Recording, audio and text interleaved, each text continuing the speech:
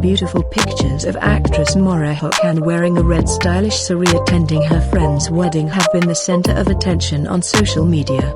People are looking at the pictures and saying that they have beautifully broken Deepika Padukone's red saree style.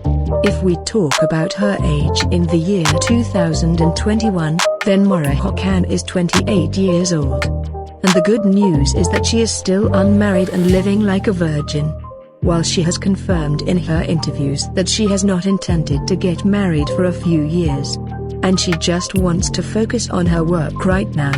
Mawra Hocane is one of those Pakistani actresses and models who went to India 3 or 4 years ago and worked in Indian films. Due to this, she has a large following in India and people are following her in large numbers on Instagram. And she often answers questions through live video sessions with her fans. Some beautiful pictures of Mawra Hocane wearing a red saree attending her best friend's wedding are going viral on social media. It can be seen in the pictures that she is looking very happy with her friend on this occasion. And on the other hand, people kept looking at Mawra wearing a red saree, which is certainly commendable. So let's see.